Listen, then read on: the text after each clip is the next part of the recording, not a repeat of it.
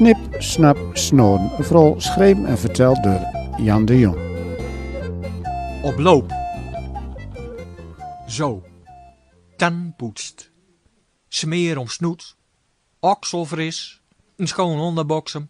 En het hoes aan kaart. In kamer kijkt er nog eens rond. Joris legt kop tegen hem aan en Mieke nuzzelt haar op schoot als ze zit gaat op bank.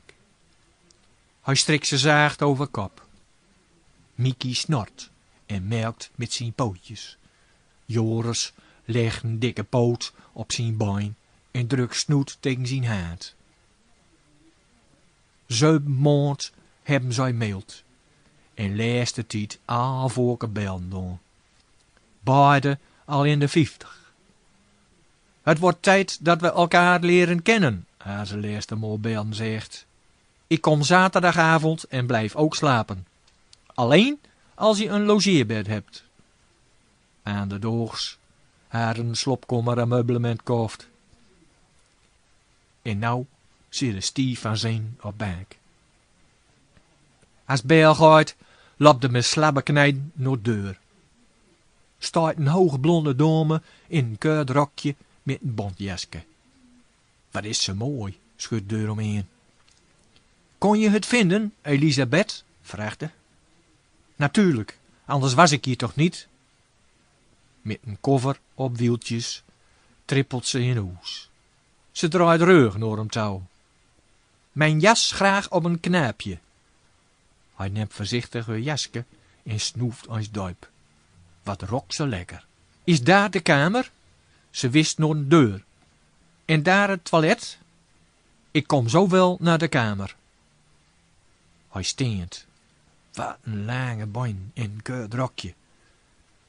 Als zij in komen komt, blijft ze stokstief staan en gilpt. Oh, een hond. Ik ben bang van honden. Doe weg dat beest. Hij is hem helder in de slogen. En ook nog een vieze kat. Verschrikt laat ze komen weer uit. Mieke kijkt met grote ogen over bruide rug van Joris. Hij benzelt gelijk baarde naar het schutje.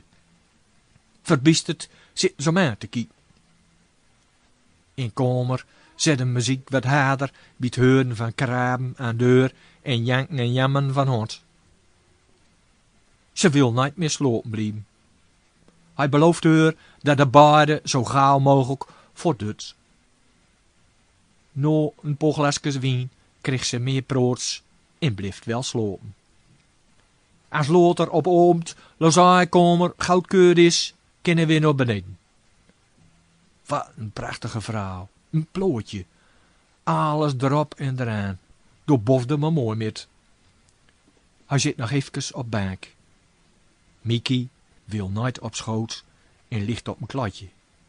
Joris blijft in zijn mand en gloopt schuif over raad. Het is kloor. Een van collegaatjes op kantoor wil hond en kat wel. Sneu voor zo'n oorlog van 10 en kat van 11. Meer hazen uit zegt en om mij schouw aankijken. En kom zaterdag komt ze weer holen. Vrijdagavond is Elisabeth er weer en praat 100 uit.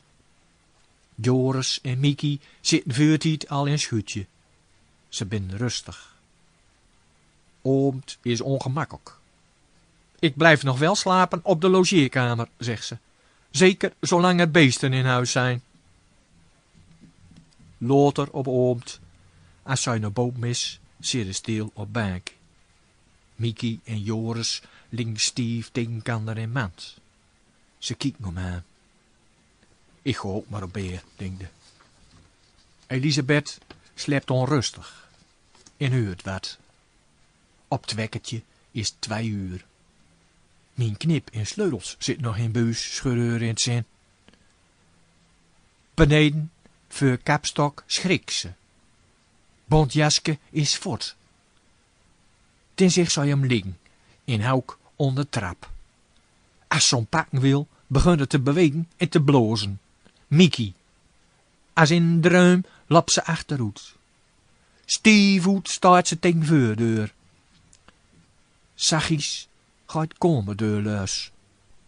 Joris, hij grompt zijn tanden bloot. Stapke voor stapke komt er dichterbij.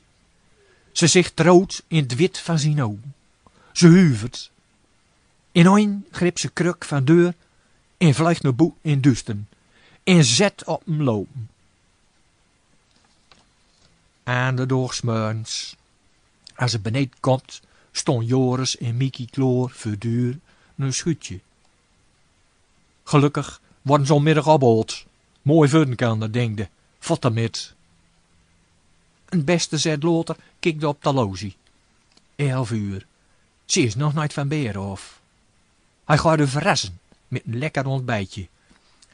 Als er kloor is, zet er nog een lurk voorske met een blampje op breedje en laagt. Dat belooft wat straks. Joris piept en jammert. Haal die toch de bek, robde. Christ niks. Dat is nooit voor die. Of zullen wat mouten, bedenkt dan. Verrekt de hond ook. Nou, eerst de moree moet. Hond wil nooit, als ze voor de leus doet. Hij gript om Piet nek veel en sleept om mid aan de kant stroot in het gras. Joris gromt, bleef staan en het een reel over rug. Opschijt, dan maar eerst even van Beerhof. En ik zal maar oppassen, als ik verzoep die in sloot. Mieke strikt om onder een boin. En hij trekt Joris richting het water. Dan zicht een paar blode haken in nachthemd drieven.